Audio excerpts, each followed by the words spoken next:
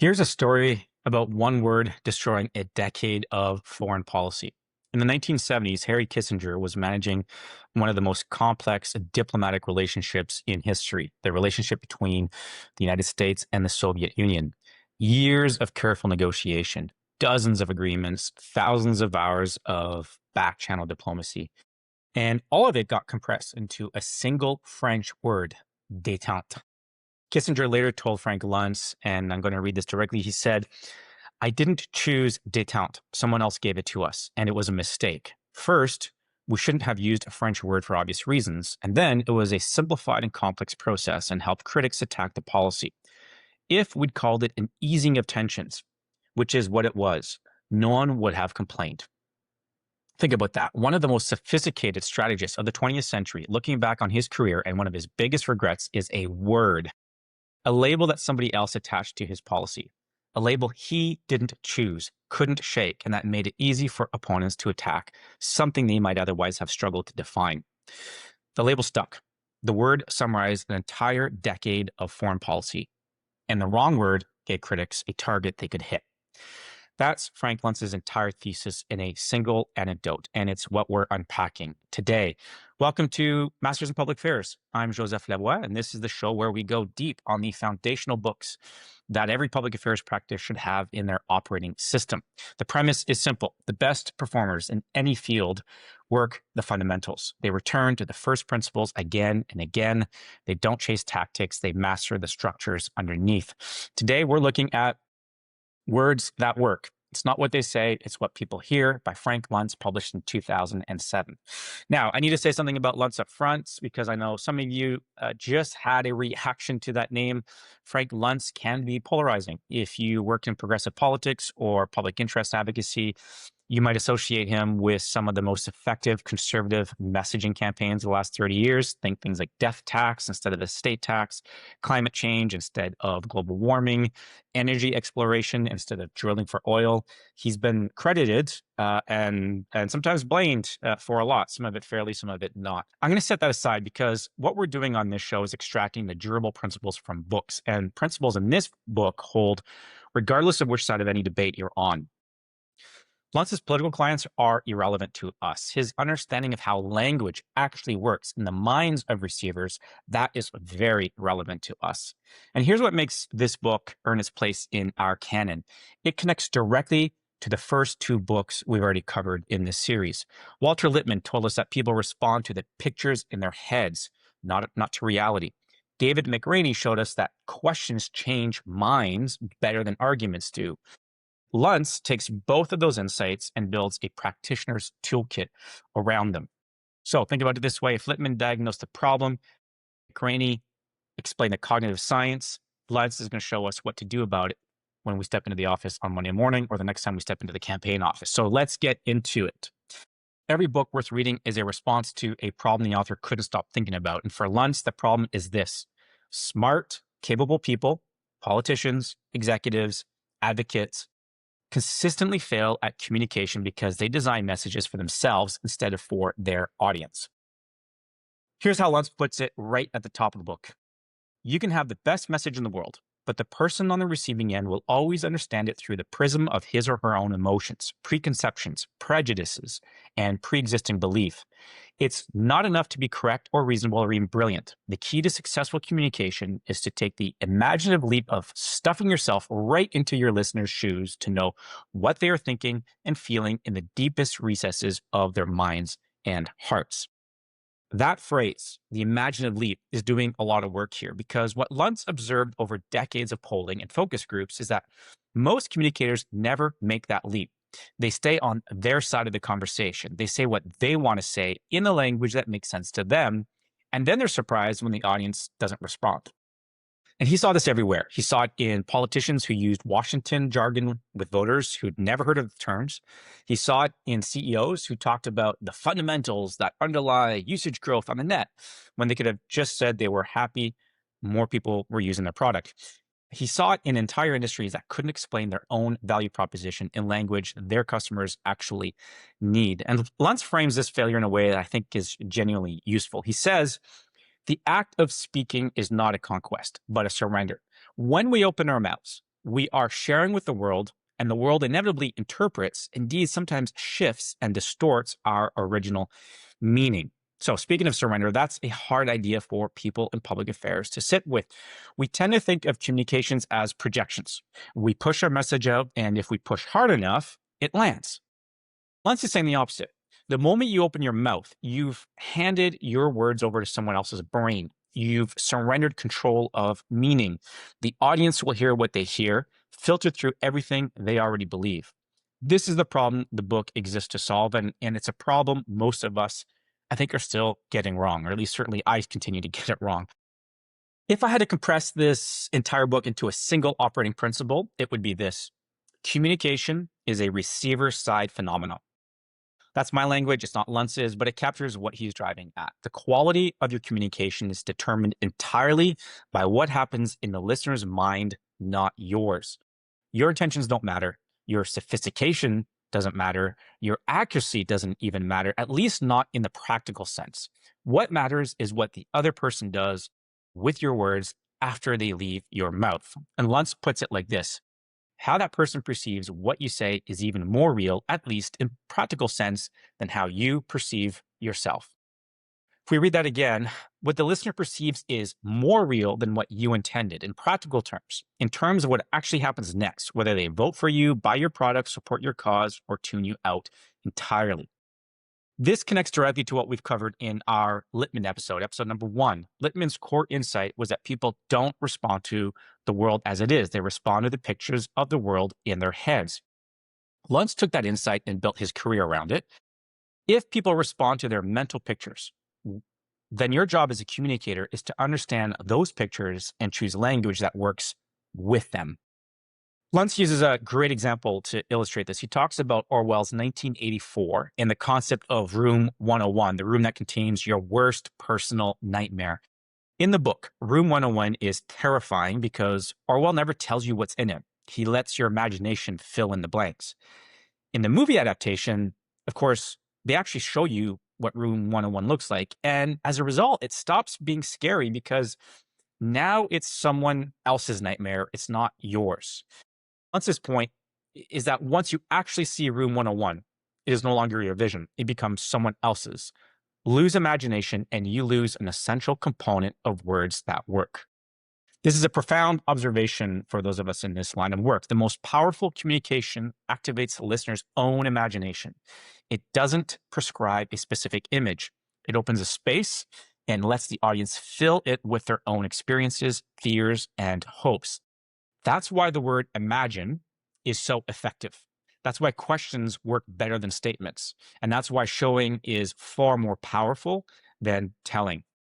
The core idea, one more time: the receiver decides what your words mean. Your job is to design for reception, not transmission. And everything else in the book, the 10 rules, the case studies, the corporate examples, hangs from this single premise.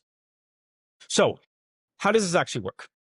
How do words move through someone else's mind and come out meaning something different from what you intended? Luntz describes a multi-layered mechanism, so let me walk you through it. The first layer is filtration. Words don't arrive in a vacuum. They pass through whatever the listener already believes, has experienced, and feels in that moment. And Luntz is clear about this. He says, few words, whether in politics or in the business world, are ingested in isolation. Their meanings are shaped and shaded by the regional biases, life experiences, education, assumptions, and prejudices of those who receive them. This is why the same word can produce completely different reactions in different audiences.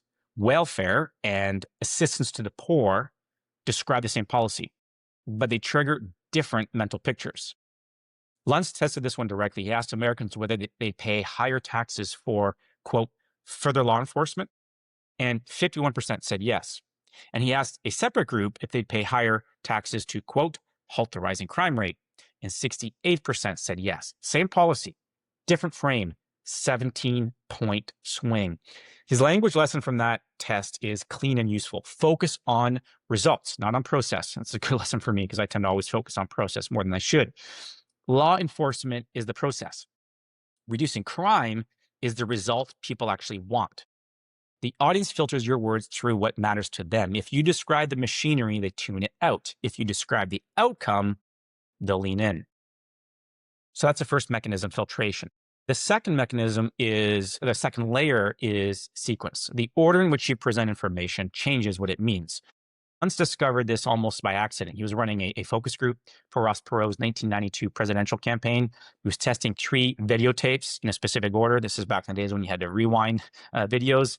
And in one session, he forgot to rewind the first 2 tapes and had to show them in reverse order. The results were dramatic. In every session, when people saw the biographical video first and then heard Perot speak, they loved him. They couldn't be moved off their support. But when they heard him speak first, before they knew anything about his background, they were immediately skeptical and abandoned him at the first piece of negative information. Same context, same candidate, different sequence, completely opposite reactions. Luntz's principle is this: A plus B plus C does not necessarily equal C plus B plus A. The order of presentation determines the reaction. The right order equals the right context. For practitioners, this has immediate implications. It means you need to give people the why before the what. You need to establish context before you make your ask. You need to lead with values and biography before you get to policy positions. The information itself might be identical. The order determines whether it works. The third layer is persona. The messenger is inseparable from the message. Luntz spends a lot of time on this, and the examples are striking. He compares, for example, George H.W. Bush and Bill Clinton. In 1992, Bush went to New Hampshire and literally said, "Message, I care." He was actually reading the prompt on the teleprompter. He read the stage direction out loud. Clinton, on the other hand, never said he cared. He just said caring things in a caring way and let voters draw their own conclusions. Luntz generalizes this into a rule, and his rule is show, don't tell. And he puts it nicely: tell someone 2 plus 2, but let him put them together himself and say 4. And he is transformed from a passive observer to an active participant. This connects, in my view, a lot to the themes that we talked about in our last episode on how minds change. He also tells another story about George W. Bush and John Kerry in 2004. Kerry had the stronger military record, multiple Purple Hearts, actual combat experience in Vietnam. Bush spent the war in the Texas Air National Guard. But Bush spoke about terrorism in muscular, unflinching terms. He didn't argue that he was tough. He simply sounded tough.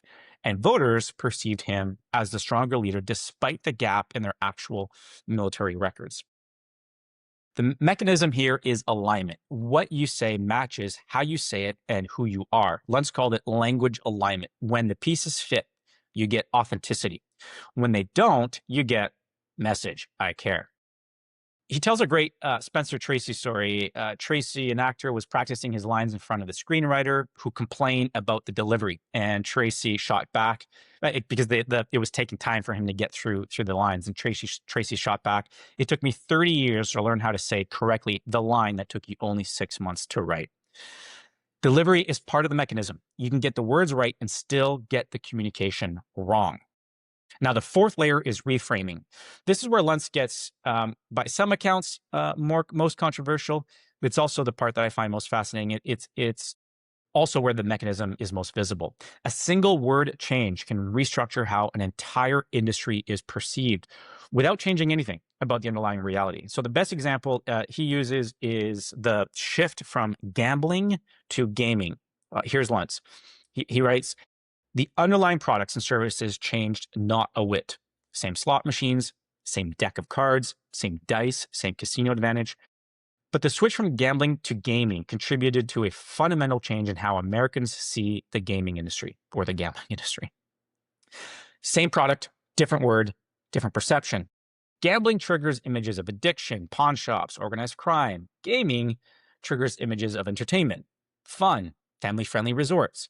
The casinos didn't change, the word changed, and the word changed the mental picture, which changed the public's willingness to accept and even celebrate the industry." He shows how the same pattern. He shows the same pattern with liquor becoming spirits, and with the credit union industry positioning itself against banks.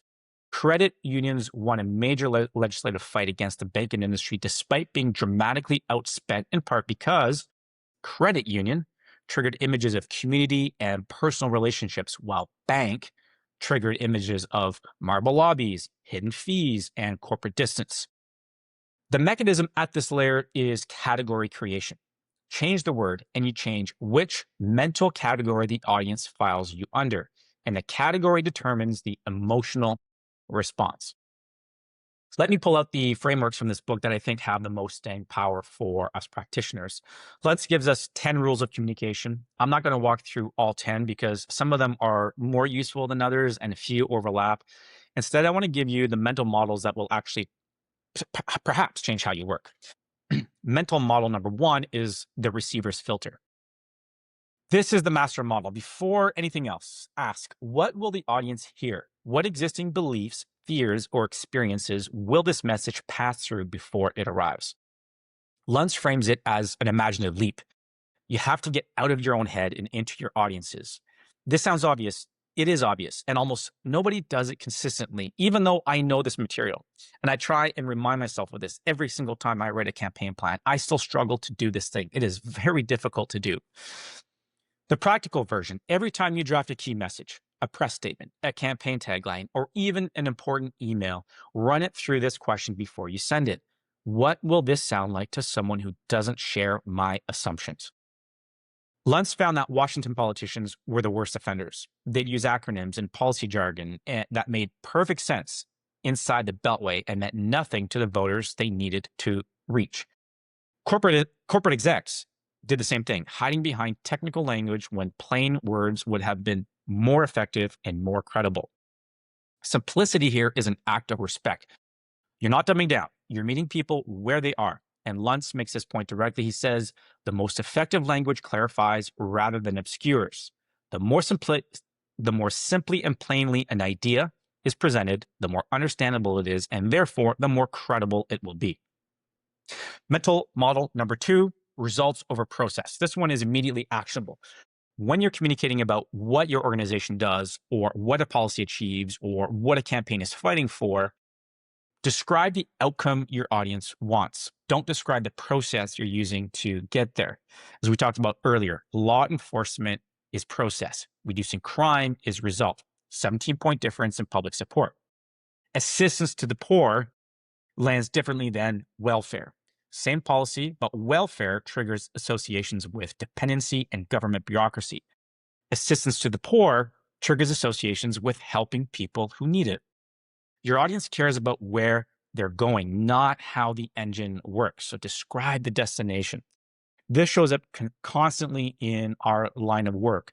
We love describing a process, our stakeholder engagement strategy, our regulatory framework, our consultation methodology. The audience wants to know one thing: what's going to be different when you're done? Lead with that. Mental model number 3 is education before motivation. This one is counterintuitive for people who've been trained in persuasion. Luntz argues that you can't motivate people to act until you've educated them on the basics. You have to give them the foundation before you make the ask. He writes, for the politician aiming to persuade, and anyone else for that matter, education must precede motivation and even information. Your audience needs to know the basic generalities before you can motivate them to respond to the specifics. You can't short-circuit the communication process. Therefore, teaching always has to be the first step. Most campaigns skip this step. They jump straight to the ask. Sign this petition, call your MP, support this policy. But if the audience doesn't understand why the issue matters, the ask falls flat. You need to build the context first. This connects to Luntz's final and most important rule, which is provide context and explain relevance. Context answers, why does this matter? Relevance answers, why does it matter to me? You need both before any call to action has a chance of landing. And he puts it this way: you have to give people the why of a message before you tell them the therefore and the so that. Context, then relevance, then ask. Skip a step and the whole sequence breaks. All right, mental model number 4 is consistency with freshness. Luntz has 2 rules that pull in opposite directions. Rule 4 says consistency and repetition are essential. Rule 5 says novelty and offering something new are essential. The tension between those 2 rules is where the real skill lives. He points out that you're probably sick of saying the same thing. You've seen the internal memos, the talking points, the deck you presented 40 times, but your audience hasn't. Many of them are hearing it for the first time. You may be making yourself sick by saying the same exact thing for the umpteenth time, but many in your audience will be hearing it for the first time. Luntz holds up Ronald Reagan as the gold standard here. Reagan seemed to enjoy saying the same words over and over as if it were the first time he'd spoken them. His message never changed, and his personal credibility stayed even when people disagreed with his policies. But then Luntz immediately shows the other side. George W. Bush's consistency in 2004 helped him win re-election, but by his second term, the same consistency was seen as inflexibility and dogmatism. So the model is that your core message stays the same. The way you express it stays fresh. Same foundation, just new paint. So this is harder than pure repetition and harder than constant reinvention, which is exactly why most organizations get it wrong. They either change their message every quarter, Coca-Cola's revolving door of taglines, or they repeat the same language until it goes stale and then wonder why people stopped listening. So the skill is holding both at once. Same principle, different expression every time. I confess this one I think is a very difficult one to execute in practice. All right, let's move on to some common misunderstandings. There are a few ways practitioners might misread this book, and I want to name a few of them directly. Misunderstanding number one would be that words can fix anything. Luntz is explicit about this, and it's to his credit because it would have been very easy to oversell his own product. He says, some policies and ideas really are more popular than others, no matter how they are articulated. Language is tremendously important, but it's not everything. Language alone cannot achieve miracles. Actual policy counts at least as much as how something is framed. Personal anecdote here. Certainly remember working in the Prime Minister's office, and there'd be a natural tension sometimes between the policy team and the comms team. And when something didn't quite land the way we wanted to with the public, policy team would say, comms, you guys didn't frame this properly, you didn't communicate it very well, you did a shit job on comms. We would say, actually, it was a shit policy. You can only put so much lipstick on a pig. I think this is the point that Luntz is driving here. He even pushes back on George Lakoff, whose book we'll get to at some point later in the series. Progressive linguists who argue that left-wing ideas would be popular if only they were framed correctly. Luntz calls this screamingly obvious in its wrongness. Some ideas are popular, some aren't. Language can close a gap, but it can't turn an unpopular policy into a popular one. If you're working on a campaign and the underlying policy is bad, better words won't save you. This is worth remembering every time a client asks you to find the right message for something the public fundamentally doesn't want.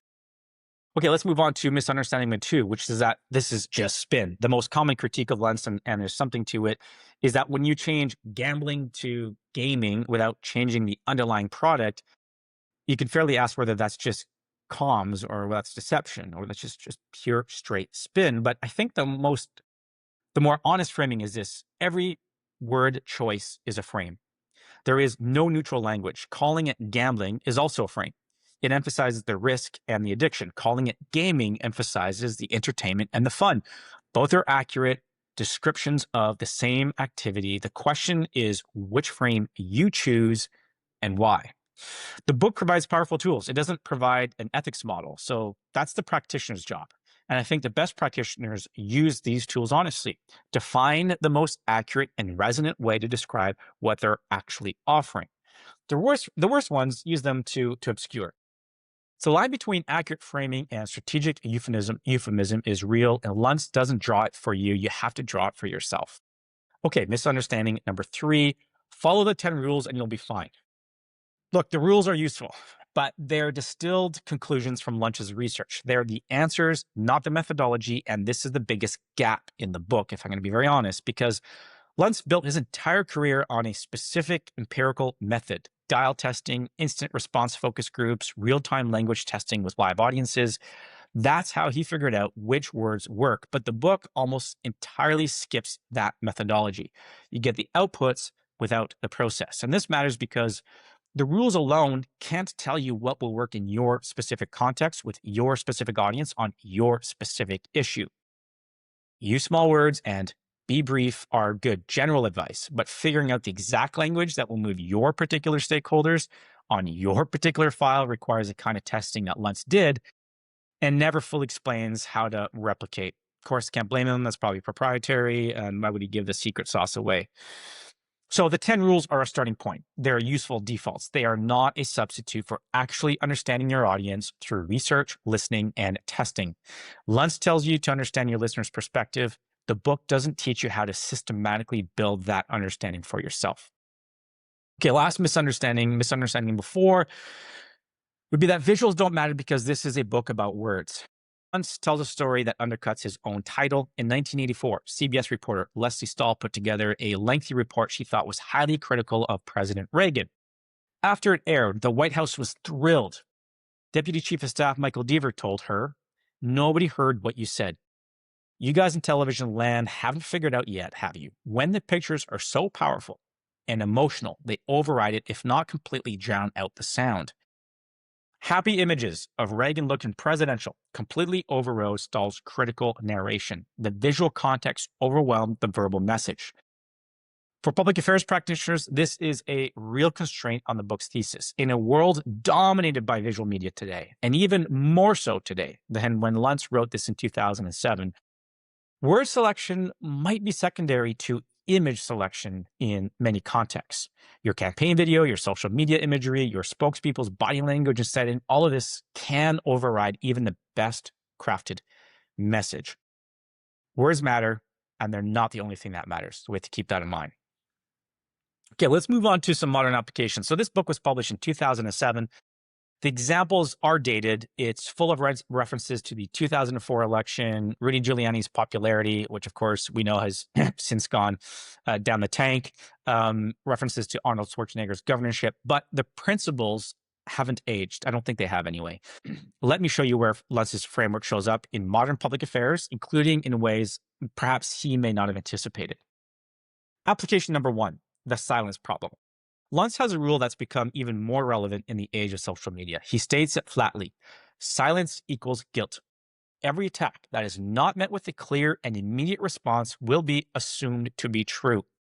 In 2007, a company facing a crisis could plausibly take 48 hours to craft a response. Today, 48 minutes might be too long. The information environment moves so fast that silence gets filled by other people's interpretations within minutes, if not hours. And those interpretations, once established, are extremely hard to dislodge. So Luntz's advice: more conversation, more information, more details. If the words are right, there's no such thing as overkill. Companies that go quiet during a crisis are making the single most common communication mistake in public affairs. They assume the facts will speak for themselves. We know now facts don't speak, people speak. And if you're not speaking, someone else is speaking for you. All right, application number 2, the reframing wars. The gambling to gaming playbook is now standard practice across industries. We see it everywhere. Artificial intelligence becomes machine learning when the audience is skeptical of AI. Regulation becomes consumer protection or red tape, depending on which side you're on. Surveillance becomes public safety monitoring. For practitioners, the lesson is that naming a strategy. The first person to name an issue often wins the framing war. And once the frame is established, it's extraordinarily expensive to dislodge. Luntz showed this with Kissinger and détente. A label that was imposed externally became the permanent frame for an entire decade of foreign policy. When you're launching a campaign, the language you choose in the first week matters more than you think, because that's when the frame gets set. After that, you're either reinforcing it or you're fighting it. And fighting an established frame is always harder than setting one yourself. Okay, application number 3, the show, don't tell test. And this is one that I've admittedly struggled with in some of my own campaigns.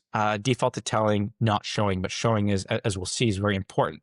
Every time I see an organization's communications, I look for the gap between what they claim and what they demonstrate. We're innovative. Are you? Okay. Show me the innovation. Don't tell me about it. We care about our community. Do you? Great. What are you doing that demonstrates care? Don't issue a press release about caring. Luntz's Bush versus Clinton example is the purest version of this. Bush said, "Message, I care." Clinton demonstrated, care through his language and behavior. The difference is the gap between claiming an attribute and embodying it. In public affairs, this shows up constantly. Organizations release statements saying they're committed to transparency while fighting access to information requests. They claim to be listening to stakeholders while running consultations with predetermined outcomes. The audience isn't stupid. They can see the gap, and the gap destroys credibility faster than any attack ad. The modern application: audit your communications for claims about who you are. Then ask whether your actual behavior matches those claims. If it doesn't, either change the behavior or stop making the claim, because Luntz is right. People aren't listening to what you say about yourself. They're watching what you do. Deeds are far more powerful than words. Application number 4, it's the last one I have. It's the question revolution. So Luntz's rule 9 is to ask a question. Connects directly to what we covered in our McRaney episode number 2, about deep canvassing. Both arrive at the same conclusion from different directions. Questions engage people more deeply than statements. Luntz puts it this way: when you assert, whether in politics, business, or day-to-day life, the reaction of the listener depends to some degree on his or her own opinion of that speaker. But by making the same statement in the form of a rhetorical question, makes the reaction personal, and personalized communication is the best communication. He traces this to Tony Schwartz's response core theory, the idea that people react best to language that's participatory, that allows the receiver to interact with the message. Rhetorical questions require responses. Responses are interactive by definition. So in modern public affairs, we see this in every effective grassroots campaign. The organizations that ask what matters to you before they tell you what should matter to you are the ones building real movements. The ones that lead with declarations are building email lists that don't convert. So what does this book teach us about becoming excellent in our tradecraft? I think the mastery lesson is this: the best communicators are the best listeners. That sounds like a cliche, but Luntz means something specific by it. He describes his own process as translation. He listens to what people believe, how they talk, what language they use naturally, and then he translates those patterns back to politicians and corporations. He says, what you eventually hear, either from your elected representatives or in ads for the products and services you use, is often spoken first by you and then translated by me. The mastery move is recognizing that your audience already has the language. They're already talking about their problems, their fears, their hopes. They're using specific words and phrases, and your job is to find those words, understand why they resonate, and build your communications around them. This is the opposite of how some public affairs teams might work. Most of the time, we write messages in a boardroom. We test them internally, we refine the wording among colleagues who share our assumptions, and then push them out to an audience that had no input into the process. We might think it's not worth spending money on some focus groups and additional research because we have a good gut sense for what's going to work. And then we're surprised when the language doesn't land. We shouldn't be. We built it for ourselves. The mastery discipline is making the receiver your starting point. Before you write a word, understand who's going to hear it. What do they already believe? What language do they already use? What outcomes do they actually care about?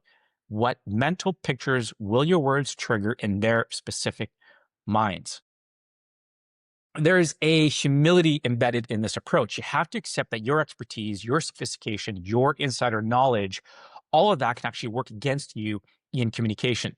The curse of knowledge is real. The more you know about a subject, the harder it is to explain it simply. And simplicity, as Luntz reminds us time again in his book, is an act of respect. Luntz tells a story, I mentioned it earlier, about Spencer Tracy that captures this perfectly. The screenwriter, you'll recall, complained about Tracy's delivery of a line, and he shot back, "It took me 30 years to learn how to say correctly the line that took you only 6 months to write." 30 years of mastery to make something look effortless. That's the work. The best public affairs communication reads like common sense. Getting it there, though, requires uncommon discipline. One more mastery lesson, and it's an honest one about the time limits of this particular book. Luntz gives you the field-tested result of his career, the words and phrases that worked, the rules that he extracted from decades of research. But he doesn't give you the methodology. He doesn't teach you how to run the tests. You get the answers from his lab, but you don't get the lab manual. So for us, this means the book is a strong starting point. It gives you good defaults and useful frameworks, but it can't replace the work of actually understanding your own audience in your own context on your own issues. You have to build your own testing infrastructure. You have to do your own listing. The rules are a map drawn by someone who explored a particular territory, and your territory is going to be very different than Frank Luntz's. So this is a master lesson. If I had to put it in one sentence, design every communication for the receiver, not the sender. Do the listing work required to know who that receiver actually is, and accept that the words leaving your mouth no longer belong to you the moment they arrive in someone else's mind. Let me bring us back to where we started. Henry Kissinger, one of the most deliberate strategists in American history, lost control of his own policy because of a word he didn't choose, détente, a French word that simplified a complex process and gave critics a clean target. Luntz's entire career is built on the observation that this happens constantly to politicians, to executives, to advocates, to anyone who communicates with the public audience. We choose words based on what they mean to us. The audience hears them based on what they mean to them. And the gap between those two things determines whether we succeed or fail. The fundamental lesson of this book is this: your audience isn't listening to your message. They're listening to their own version of your message, filtered through everything they already believe. Your job is to close that gap, to understand the receiver well enough to choose words that survive the filtering process and arrive meaning what you intended. That's a skill. It's simple to describe and hard to master. It connects to everything we've been building in this series so far. Littman told us that pictures exist. McRaney told us why they're so resistant to change. Luntz tells us how to work with them instead of against them. The picture in people's heads are your operating environment. You don't get to replace them. You have to work within them. And the practitioners who understand that will always outperform the ones who think they can brute force their way through the facts with good intentions. As Frank Luntz says throughout the entire book, it's not what you say, it's what they hear. Thanks for listening. If you haven't already, please subscribe to the show. You can find us on Spotify, YouTube, Apple Podcasts, wherever you get your podcasts. And I'll see you next time on Masters in Public Affairs.